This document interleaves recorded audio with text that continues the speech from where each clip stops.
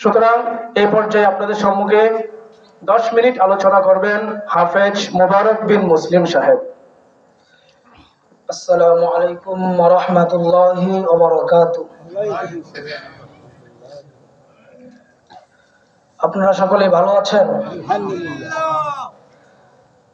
আওয়াজটা তো আসতে কেন? আপনারা সকলে ভালো আছেন? আলহামদুলিল্লাহ। আওয়াজ দিতে হবে, যুবক মানুষ তো, কারণ আওয়াজ না হলে ভালো লাগে না বয়ান করতে। এতক্ষণ তো নরম শুনলেন, এখন গরম চলবে, কি বলেন?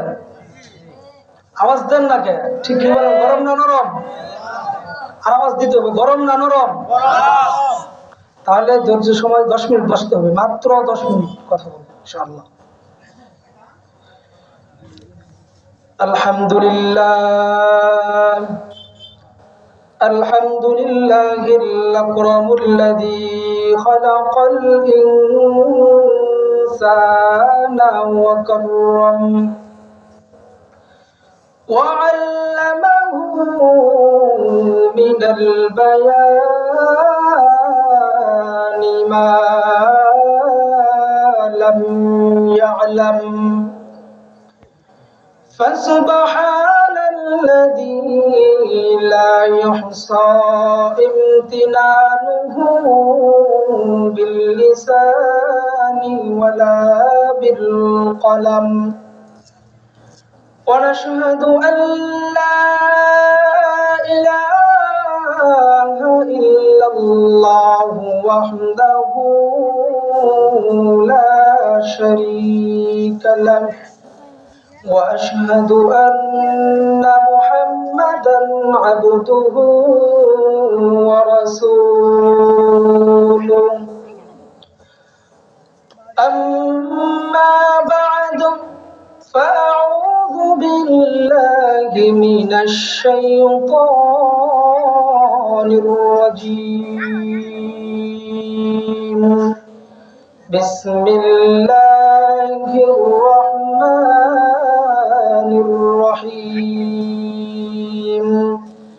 إن الصلاة تنهى عن المنكر وقال رسول الله صلى الله عليه وسلم أرأيتم لو أن نهرا بباب أحدكم يغتسل في كل يوم 5 مرات هل يبقى من درنه شيء وقال رسول الله صلى الله عليه وسلم بارك الله لنا ولكم في القرآن العظيم ونفعنا وإياه بالآيات والذكر الحكيم الحمد لله দক্ষিণ বর্জর আর রওজাতুল কোরআন নুরানি ও হাফিজিয়া মাদ্রাসার উদ্যোগে আজকের এই জান্নাতের বাগানের আয়োজন করা হয়েছে।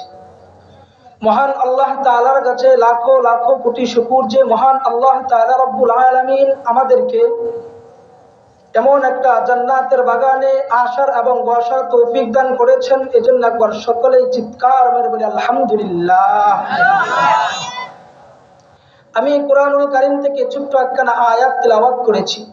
মহান আল্লাহ তাআলা যদি ওই ছোট্ট আয়াতকে সামনে রেখে আপনাদেরকে কিছু কথা শোনার, আমাকে কিছু কথা বলার তৌফিক দান করে, তাহলে কিঞ্চিত পরিমাণ কিছু কথা বলবো ইনশাআল্লাহ। আল্লাহ তাআলা রব্বুল আলামিন কোরআনের মধ্যে বলেছেন, ইন্নাস সালাতা তানহা আনিল ফাহশাই ওয়াল মুনকার। এর পূর্বে একটা ছোট্ট একটা হাদিস বলি, আমরা ছোটবেলায় শুনেছি, আউয়ালু মা ইউহাসাবু বিহিল আবদু ইয়াউমাল কিয়ামাতিস সালাহ। কিয়ামতের দিন সর্বপ্রথম কিসের হিসাব হবে? আওয়াজ দিতে হবে, বলছি না গরম হবে। কিসের হিসাব হবে? আর আওয়াজ, কিসের হিসাব হবে?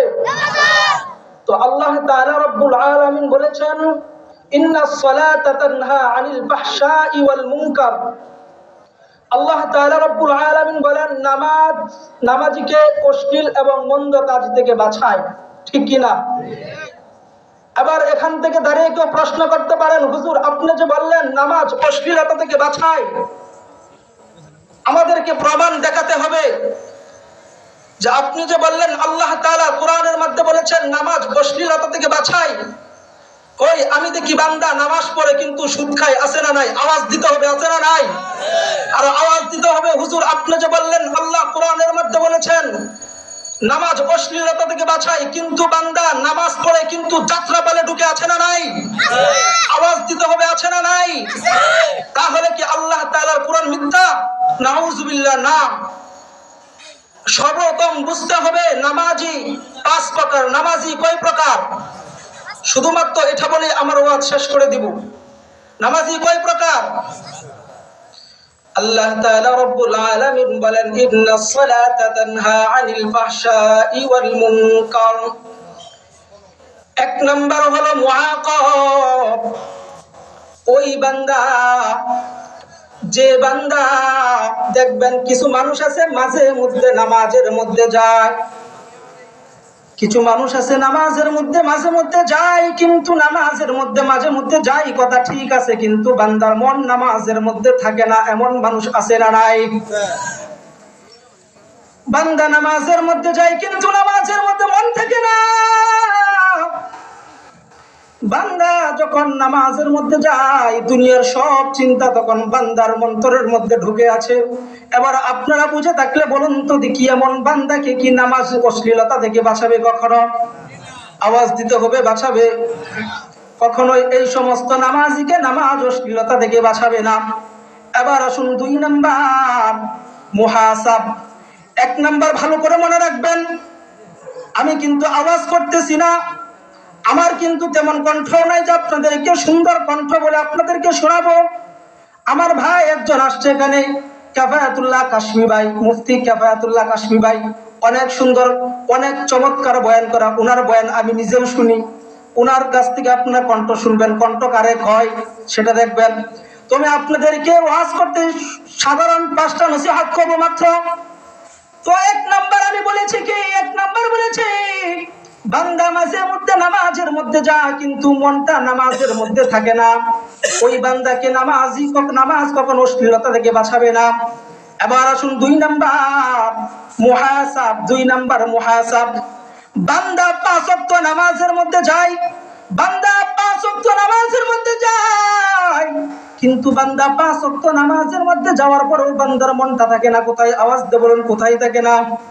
বান্দা প্রথমটা হইল বান্দা মাঝে মধ্যে যায় কিন্তু মন নামাজে থাকে না। দ্বিতীয়টা হলো বান্দা সব সময় নামাজের মধ্যে যায় কিন্তু মন নামাজের মধ্যে থাকে না। ওই সমস্ত বান্দাকে কি নামাজ কখনো অশ্লীলতা থেকে বাঁচাবে? কথা বলেন, বাঁচাবে? ওই সমস্ত বান্দাকে কখনোই নামাজ অশ্লীলতাকে বাঁচাবে না। আবার আসুন 3 নাম্বার। ওই 3 নাম্বারটার মধ্যে আমি আছি, আপনি আছেন, সবাই আছেন। 3 নাম্বার হলো মুআকাব। 3 নাম্বার হলো মুকাররব, এর নবীর উম্মতের দল।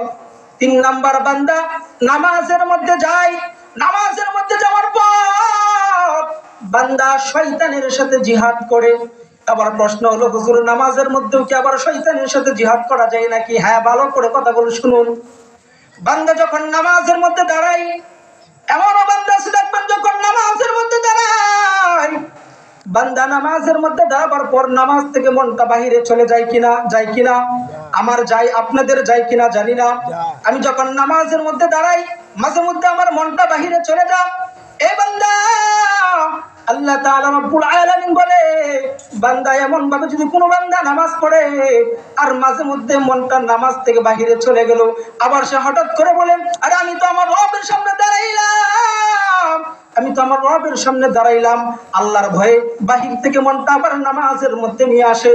ওই সমস্ত বান্দা শয়তানের সাথে জিহাদ করে যে বান্দা নামাজ এমন ভাবে শেষ করবে, আল্লাহ বলে ওই বান্দা আসমান থেকে সওয়াবের উপর সওয়াব ওই বান্দার উপর বর্ষণ হতে থাকে। 1 নাম্বার বলছি, মনে রাখবেন, 1 নাম্বার হলো শাস্তিপ্রাপ্ত নামাজি। যেটা বললাম বান্দা নামাজ পড়ার পর কিন্তু বান্দা শাস্তি পেতে হবে, আল্লাহ তাআলা তাকে শাস্তি দিবেন। 2 নাম্বার বান্দা নামাজ পড়ার পরেও আল্লাহ তাআলা ধমক খাওয়া লাগবে। 3 নাম্বার এমন ভাবে যদি আমরা নামাজ পড়ি তাহলে আল্লাহ তাআলা সওয়াবের দরজা খুলিয়ে দেয়। এবার আসুন 4 নাম্বার। 4 নাম্বার হলো ওলিদের নামাজ। তারা যখন নামাজের মধ্যে দাঁড়ায়, নামাজের মধ্যে দাঁড়াবার পর দুনিয়ার কোন চিন্তা চেতনা তাদের অন্তরের মধ্যে আসে না। তারা এমন ভাবে তারা যেন মনে করে আমি আল্লাহর সামনে দাঁড়াইলাম, আমার মনটা এদিক সেদিক যাওয়া যাবে না, কারণ আমার আল্লাহ তাআলার সামনে আমি দাঁড়াইলাম। অতএব ওটা হলো আল্লাহ ওয়ালাদের নামাজ, সালাতুল আউলিয়া, এটা হলো ওলিদের নামাজ। অতএব নবীর উম্মতের দল, তাহলে আমরা চারটা পাইলাম। এবার হলো 5 নাম্বার হলো নবীদের নামাজ। আরে বান্দা, নবীরা যখন নামাজের মধ্যে দাঁড়াইতেন সরাসরি আল্লাহ তাআলার সাথে সম্পর্ক করতেন। আল্লাহু আকবার। নবীদের নামাজ আল্লাহ তাআলা বলে, বান্দা তুমি যদি এমন ভাবে নামাজ পড়ো, এমন ভাবে যদি বান্দা তুমি নামাজ পড়ো, তাহলে বান্দা তুমি এমন ভাবে তোমার সওয়াবের দরজা আমি খুলে দিব। আর এমন ভাবে নামাজের মধ্যে দাঁড়াইলা যে দুনিয়ার কোনো চিন্তা চেতনা আমার অন্তরের মধ্যে নাই। আরে বান্দা, এতদিন মরা নামাজ পড়ছেন, আজকে থেকে তাজা নামাজ পড়বেন। আপনাদেরকে একটা প্র্যাকটিস শিখিয়ে দিব, আমার নবী আমাদেরকে শিখিয়ে গিয়েছেন। এতদিন যা নামাজ পড়েছেন মরা নামাজ, মৃত নামাজ, আজকে থেকে জিন্দা নামাজ পড়বেন। আমার নবী আমাদেরকে শিখাইয়ে দিয়ে গেছে, বান্দা তুমি যখন নামাজের মধ্যে দাঁড়াইবা, বান্দা মনে করবা আমি জীবনের শেষ নামাজ এটাই মনে হয় পড়ে ফেলতেছি। বান্দা তুমি যখন নামাজের মধ্যে দাঁড়াইবা, এ বান্দা তুমি যখন বাড়ি থেকে রওনা দিবা মসজিদের দিকে যাচ্ছ, তুমি মসজিদের দিকে যাচ্ছ, তোমার বাড়ির যে রাস্তাটা, ওই রাস্তা দিয়ে তুমি হাঁটবার বলবা হয়তো বাড়ির জীবনের শেষ যাওয়া, আমি এখনই চলে যাচ্ছি মসজিদের দিকে, আমার মনে হয় ওই রাস্তা দিয়ে আমি আর জীবনে কোনোদিন যাব না। বান্দা তুমি যখন মসজিদের ভিতরে ঢুকবা, বান্দা মনে করবা আমার জীবনের শেষ ঢুকা আমি মসজিদের ভিতরে ঢুকে ফেলছি, আমার জীবনে মনে হয় আর কোনোদিন আমি মসজিদের মধ্যে ঢুকবো না। বান্দা মসজিদের মধ্যে তুমি ঢুকে গেলা, আরে বান্দা মসজিদের মধ্যে ঢুকে যাওয়ার পর যখন তুমি আল্লাহু আকবার বলে যখন তুমি বান্দা নামাজের মধ্যে দাঁড়িয়ে যাবা, বান্দা মনে করবে আমি আল্লাহু আকবার আমার জীবনের শেষ নিয়ত আমি ফেলে ফেলছি। সূরা ফাতিহা যখন সব পড়বে, তুমি দাঁড়িয়ে থাকবা, তুমি রুকুর মধ্যে যাইবা, মনে করবা জীবনের শেষ রুকু মনে হয় আমি দিয়ে ফেলছি। রুকু থেকে যখন উঠবা, সাজদার মধ্যে যাবা, আর মনে করবা আমার জীবনের শেষ সিজদা আমি দিয়ে ফেলছি। বান্দা এমন ভাবে যদি কোনো বান্দা নামাজ পড়ে, এমন ভাবে যদি নিয়মিত প্র্যাকটিস করতে থাকে, আল্লাহ তাআলা বলে ওই বান্দার নামাজ আমি আল্লাহ তাআলা ওলিদের খাতার মধ্যে তুলিয়া দিব। এ নবীর উম্মতের দল, আম্মাজান আয়েশা রাদিয়াল্লাহু তাআলা আনহা বলেন, আম্মাজান আয়েশা রাদিয়াল্লাহু তাআলা আনহা বলেন, আল্লাহর নবী একবার নামাজের মধ্যে দাঁড়াইলেন। আম্মাজান আয়েশা রাদিয়াল্লাহু তাআলা আনহা বলেন, আমাদের ঘরটা একেবারে ছোট্ট ছিল। আমাদের ঘরটা যখন ছোট্ট ছিল, আল্লাহর নবী যখন নামাজের মধ্যে দাঁড়াইতেন, তখন আমি শুয়ে থাকতাম, ছোট্ট মানুষ ছিলাম, তখন আমার পা দুটো সোজা করে দিয়ে আমি শুয়ে থাকতাম। কারণ আল্লাহর নবী, আমি যদি পা দুটো সোজা করে দিয়ে শুয়ে থাকি, তাহলে আল্লাহর নবী নামাজ পড়তে পারবে না, সিজদা দিতে পারবে না। আমি আম্মাজান আয়েশা রাদিয়াল্লাহু তাআলা আনহা বলেন, আমি ছোট্ট মানুষ ছিলাম, তখন তো কোনো কিছু বুঝি না। আমি যখন দেখলাম আল্লাহর নবী নামাজের মধ্যে দাঁড়াইলেন, আমার পা দুটো কেমন ভাবে গুটাইয়া, আমার পা দুটো কেমন ভাবে বাঁকা করিয়া আমি শুয়ে থাকতাম। দীর্ঘক্ষণ শুয়ে রইলাম, আর দীর্ঘক্ষণ পর আমার ঘুম ভেঙে গেল। তাকায় দেখলাম আল্লাহর নবী এখনো নামাজের মধ্যে দাঁড়ানো। এর নবীর উম্মতের দল, আম্মাজান আয়েশা রাদিয়াল্লাহু তাআলা আনহা বলেন, তখন আবার হঠাৎ করে আমার ঘুম চলে আসলো। আবার তাকাইয়া দেখলাম আল্লাহর নবী আবার দাঁড়ানো। এবার হঠাৎ করে আল্লাহর নবী সাল্লাল্লাহু আলাইহি ওয়াসাল্লাম সিজদার মধ্যে যাবে। আম্মাজান আয়েশা রাদিয়াল্লাহু তাআলা আনহার পায়ের মধ্যে আল্লাহর নবীর হাতটা যখন লেগে গেল, শরীরের মধ্যে যখন লেগে যায়, আম্মাজান আয়েশা রাদিয়াল্লাহু তাআলা আনহা তখন সজাগ হয়ে গেলেন। আম্মাজান আয়েশা রাদিয়াল্লাহু তাআলা আনহা বুঝতে পারছে হয়তো আল্লাহর নবী সিজদার মধ্যে যাবে। আল্লাহর নবীর স্ত্রী আম্মাজান আয়েশা রাদিয়াল্লাহু তাআলা আনহা আবারও পা দুটো উঠাইয়া এরকম ভাবে শুয়ে আছে। দীর্ঘক্ষণ ঘুমানোর পর আম্মাজান আয়েশা রাদিয়াল্লাহু তাআলা আনহা যখন সজাগ হলেন, আম্মাজান আয়েশা রাদিয়াল্লাহু তাআলা আনহা সজাগ হওয়ার পর আম্মাজান আয়েশা রাদিয়াল্লাহু তাআলা আনহা দেখেন আল্লাহর নবী সিজদার মধ্যে গেছে। আল্লাহর নবী যখন এমন ভাবে নামাজ পড়তেছেন, এক একটা সিজদা এত লম্বা হয়েছে। আম্মা জান আয়েশা রাদিয়াল্লাহু তাআলা আনহা বলেন, আল্লাহর নবী সাল্লাল্লাহু আলাইহি ওয়াসাল্লাম রাতের শুরু দিয়ে নামাজের মধ্যে দাঁড়িয়ে যেতেন। রাত যখন ফজর মুয়াজ্জিন সাহেব যখন মসজিদের মধ্যে যায়, মুয়াজ্জিন সাহেব যখন মসজিদের মধ্যে যায় আল্লাহু আকবার আল্লাহু আকবার বলে যখন মুয়াজ্জিন সাহেব যখন মসজিদের মধ্যে আযান দেয়, মুয়াজ্জিন সাহেব এসে দেখে আল্লাহর নবীর বরকতময় দাড়ি মুবারক গুলো ভিজে টপ টপ করে পানি পড়তেছে। আল্লাহর নবীর জামাটা পর্যন্ত ভিজে গেছে। আল্লাহর নবীর সামনে যে মাটিটা ছিল ওই মাটি পর্যন্ত ভিজে গেছে। আল্লাহর নবীকে প্রশ্ন করলেন, আম্মা জান আয়েশা রাদিয়াল্লাহু তাআলা আনহা জিজ্ঞাসা করলেন, ওগো আল্লাহর নবী, আপনার পা মুবারক তো ফুলে গিয়েছে, আপনার পা মুবারক এত মুঠাও হয়ে ফুলে গিয়েছে কেন? আল্লাহর রাসূল সাল্লাল্লাহু আলাইহি ওয়াসাল্লাম বলেন, আল্লাহর নবী বিশ্ব নবী মুহাম্মদুর রাসূলুল্লাহ বলেন, আম্মা জান এই কথাটাও কিন্তু বলেছেন যে আমার নবীর দুনিয়ার কোনো লোভ লালসা ছিল না, আমার নবীর দুনিয়ার বিন্দু মাত্র লোভ লালসা ছিল না। আল্লাহর নবীকে যখন প্রশ্ন করে, আল্লাহর নবী বলেন, আমি 2 রাকাত শুকরিয়াতান নামাজ পড়েছি যেন আল্লাহ তাআলা আমাকে কাল কিয়ামতের ময়দানে যেন মানুষের সামনে অসম্মানিত না করে। অথচ আল্লাহর নবীকে কখনোই আল্লাহ তাআলা অসম্মানিত করতে পারে না, কখনো করবে না। অতএব আল্লাহ রাসূল সাল্লাল্লাহু আলাইহি ওয়াসাল্লাম যিনি तमाम পৃথিবীর বাদশা হিসেবে তিনি প্রেরণ করেছেন, যিনি দুনিয়ার মধ্যে না আসলে কোনো কিছু আসতো না, ওই আল্লাহর নবী শুকরিয়াতার নামাজ পড়েছেন। আর কেমন নামাজ পড়েছেন, আর আপনি আমি কেমন নামাজ পড়ে দেখেন মিলে কিনা? মিলে? এর নবীর উম্মতের দল সময় তো মনে হয় শেষ। কথা ছিল গরম করবো, গরম করার সময় কিন্তু পাইলাম না। যদি আবার কোন ওই দিক সেদিক যদি আসি তাহলে করবো ইনশাআল্লাহ। তো আমি এতটুকুই বলতে চাই যে 5টা কথা আমি আপনাদেরকে বললাম। আল্লাহ যে কোরআনের মধ্যে বলেছেন, ইন্নাস সালাতা তানহা আনিল ফাহশাই ওয়াল মুনকার। এরি বান্দা, কোন সমস্ত বান্দাদেরকে আল্লাহ তাআলা অশ্লীলতা থেকে বাঁচাবে না জানছেন তো নাকি? শেষ। তাহলে এবার আমাদের ঈমানকে মজবুত করতে হবে। তাহলে আমাদের ঈমান, একটা কথা বলি, আসলে এই কথাটা না বললে আমার মনে হয় মাহফিলের হক আদায় হবে না। বর্তমান বাংলাদেশের যে পরিস্থিতি, আমি সব জায়গার মধ্যে বলি, এটা বলি যে আমাদের ঈমান দুর্বল মুসলমান। কথা বলেন ঠিক কিনা? আমাদের ঈমান দুর্বল। এই মুসলমান, আজকে যদি আমাদের ঈমান দুর্বল না হতো তাহলে আজকে সরকারি আইনজীবীকে আইন আদালতের মধ্যে ওই সমস্ত হিন্দুত্ববাদী সংগঠনের দলেরা আমার মুসলমান ভাইকে দিনের মধ্যে কখনো জবাই করতে পারত না। অতএব নূর উম্মতের দল ঈমান নিয়ে ঘুমাচ্ছ যে আমাদের উপর আসছে না, আল্লাহর কসমকে বলতে পারি মুসলমান, অপেক্ষা করো, তোমাদের উপরে আসবে। অতএব মুসলমান, ঈমানকে মজবুত করতে হবে। এই ঈমান যদি মজবুত না হয়, ওই সমস্ত দালালের সাথে আমাদের মোকাবেলা করতে হবে। কথা বলেন ঠিক কিনা? আমি বাংলাদেশ সরকারের কাছে, বর্তমান ডক্টর ইউনূসের কাছে একটা আবদার আমি রাখতে চাই। এখনো কেন আমাদের বাংলাদেশের এই ইসকন নামক জঙ্গি সংগঠনটাকে কেন নিষিদ্ধ করা হয় নাই? আমি প্রশ্ন করতে চাই মুসলমান, এদেশের উলামায়ে কেরাম ওই সমস্ত জঙ্গি সংগঠনকে, ইসকনের জঙ্গি সংগঠনকে নিষিদ্ধ করার জন্য উলামায়ে কেরামের অনুমতি নিয়ে এদেশের তাওহীদি জনতা, ছাত্র জনতা মাঠের মধ্যে নেমে যাবে, তখন কিন্তু কারো কথা শুনবে না। আমাদেরকে শুধুমাত্র একটা কথাই বলে দেওয়া হয় যে ধৈর্য ধরুন, আর আমরা ধৈর্য ধরতেছি। ওই ধৈর্যের ফল কিন্তু এখনো পাচ্ছি না। মুসলমান, কিছুদিন আগে ফরিদপুর আমার 2 জন মুসলমান ভাইকে হিন্দুরা ছেটে হত্যা করেছে।